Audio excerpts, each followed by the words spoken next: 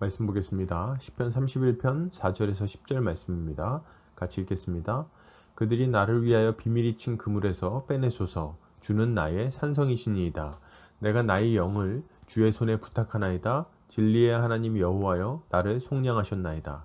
내가 허탄한 거짓을 숭상하는 자들을 미워하고 여호와를 의지하나이다. 내가 주의 인자하심을 기뻐하며 즐거워할 것은 주께서 나의 고난을 보시고 환난 중에 있는 내 영혼을 아셨으며 나를 원수의 수중에 가두지 아니하셨고 내 발을 넓은 곳에 세우셨음이니이다. 여호와여 내가 고통 중에 있사오니 내게 은혜를 베푸소서. 내가 근심 때문에 눈과 영혼과 몸이 쇠하였나이다. 내 일생을 슬픔으로 보내며 나의 연수를 탄식으로 보내며 내 기력이 나의 죄악 때문에 약하여지며 나의 뼈가 쇠하도소이다. 아멘.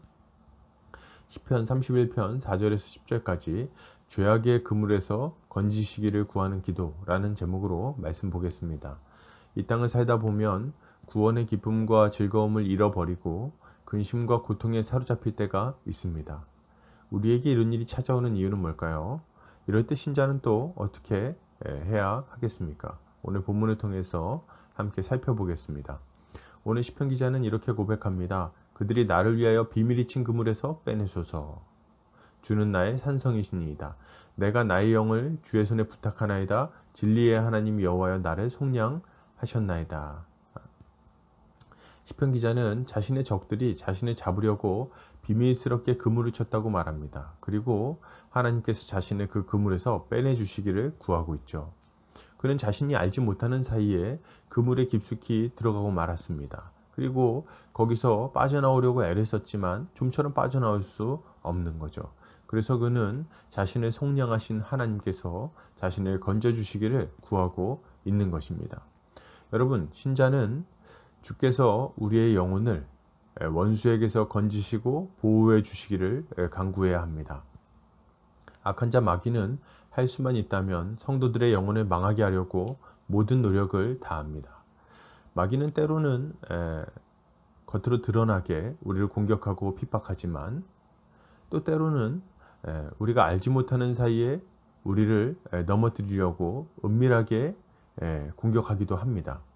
그렇기에 신자는 마귀가 우리를 잡으려고 비밀스럽게 친 죄악의 그물에 빠지지 않도록 깨어 있어야 하는 것입니다. 그러나 마귀의 이런 공격은 은밀하기 때문에 우리도 알지 못하는 사이에 이 죄악의 그물에 깊이 발을 들일 때가 있는 거죠. 여기서 빠져나오려고 할 때 이것은 결코 쉬운 문제가 아닙니다. 점점 더 우리를 이 죄로 끌고 들어가고 점점 더 강렬하게 죄를 짓게 만드는 일을 하는 거죠. 마귀는 이런 일에 아주 프로입니다. 그렇기 때문에 우리는 이런 상태에 있다는 것을 자신이 깨닫게 되면 즉시로 하나님께 나와야 됩니다. 자신의 힘으로 그것을 어떻게든 해보려고 애쓸 필요도 있겠지만 그것으로는 도무지 되지 않는다는 것을 알아야 되는 거예요. 그럼 어떻게 해야 됩니까? 하나님의 은혜를 구해야 됩니다. 하나님의 도우심을 구해야죠. 예수 그리스도의 그 은혜와 능력으로 이 죄의 사슬에서 벗어나기를 구해야 됩니다. 이렇게 할 때 우리 주님은 우리의 기도를 들으시고 우리를 건져주실 겁니다. 주님은 우리를 핏값 주고 사셨기 때문에 우리의 영혼을 지키실 것입니다. 이것을 믿고 우리를 속량하신 주님께 기도하여 멸망으로 끌려 들어가지 않는 우리 성도님들 되시기를 바랍니다. 계속해서 보겠습니다. 시편 기자는 이렇게 고백합니다. 내가 허탄한 거짓을 숭상하는 자들을 미워하고 여호와를 의지하나이다. 내가 주의 인자하심을 기뻐하며 즐거워할 것은 주께서 나의 고난을 보시고 환난 중에 있는 내 영혼을 아셨으며 나를 원수의 수중에 가두지 아니하셨고 내 발을 넓은 곳에 세우셨음이니이다. 시편 기자는 자신이 우상을 숭배하는 자들을 미워하고 오직 하나님만을 의지한다고 고백합니다. 그는 주께서 자신의 고난을 보시고 원수의 손에서 끌어내어 넓은 곳에 세우셨다고 고백하죠. 그리고 우리 주님을 찬양합니다. 여러분, 신자는 주께서 우리를 우상 숭배의 죄에 빠지지 않도록 지켜주시기를 구해야 합니다. 마귀의 소나기에 떨어진 자들의 삶은 억압과 고통뿐입니다. 그야말로 피곤한 노예 생활이라고 할 수 있죠. 우상 숭배하는 자들의 삶을 한번 보십시오. 늘 마귀의 위협과 괴롭힘 때문에 자유함이 없습니다. 동쪽으로 가면 물에 빠진다. 서쪽으로 가면 다친다. 북쪽으로 가야 된다. 남쪽으로 가야 된다. 그럼 명령도 많고 위협도 많습니다. 장사를 하던 직장을 구하던 구술하지 않으면 평안이 없죠. 조상신이 노하니까요. 정성이 부족해도 안 됩니다. 우상이 화를 내니까. 우상을 숭배하는 자들은 허탄한 거짓을 숭배하는 어리석은 자들입니다. 나무 쪼가리 돌 쪼가리가 어떻게 우리를 도울 수 있겠습니까? 일어나서 걸어보라고 한번 해보십시오. 그것들이 대답이나 할 수 있겠습니까? 우리를 헛된 우상에게서 건져내신 하나님을 찬양해야 하는 것입니다. 하나님은 우리를 이런 헛되고 허망한 삶에서 건져내어 자유로운 삶을 주셨기 때문에 그렇습니다.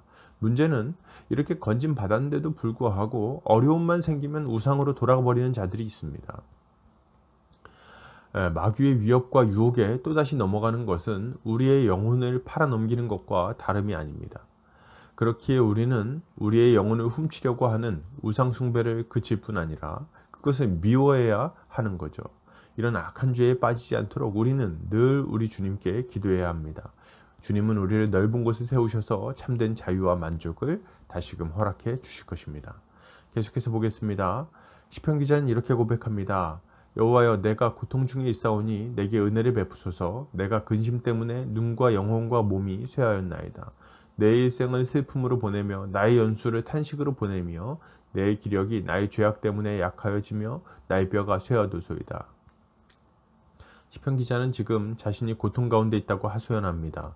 그는 자신이 근심 때문에 눈과 영혼과 몸이 쇠하였다고 말하고 있죠. 그는 지금 슬퍼하며 탄식하고 있습니다. 이렇게 된 이유는 뭡니까? 그는 자신의 죄악 때문에 기력이 약해지고 뼈가 쇠하였다고 고백하고 있습니다. 이것을 볼 때 그는 지금 자신의 죄로 인해 영혼에 큰 고통을 겪고 있는 것이 분명합니다. 그는 지금 죄로 말미암은 두려움과 고통에 사로잡혀 있습니다. 자신의 영혼이 죄의 무게에 심하게 눌려서 고통스럽다고 말하고 있는 거죠. 그렇기에 그는 하나님의 은혜를 구하고 있습니다. 하나님께서 은혜를 베푸셔서 자신의 영혼을 다시금 자유롭게 해주시기를 구하고 있는 거죠. 여러분, 신자는 주께서 우리를 용서하셔서 죄로 말미암은 고통으로부터 자유롭게 해주시기를 구해야 합니다. 죄는 우리의 자유를 빼앗아갑니다. 죄를 짓지 않았을 때 우리의 양심은 평화롭습니다. 우리는 담대하고 기쁘게 주의 일을 하며 자유롭게 살아가죠. 그러나 죄를 짓는 순간 우리는 이것을 다 잃어버리게 됩니다. 양심의 가책으로 인해 고통을 당하죠. 온몸이 눌리는 듯한 답답함에 신음하게 되어 있는 것입니다. 일을 해도 휴식을 취해도 마음속에 쉼이 없습니다. 죄로 말미암은 양심의 고통은 우리의 뼈를 마르게 만드는 거예요. 이런 고통은 우리의 힘으로는 도무지 해결할 수가 없습니다.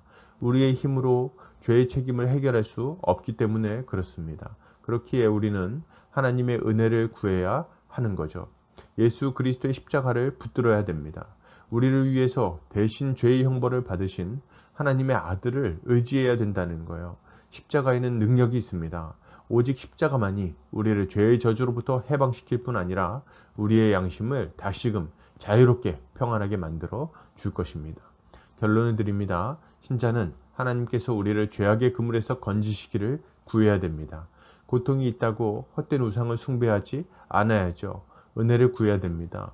십자가를 붙들고 우리를 죄의 고통에서 건지시기를 구해야 됩니다.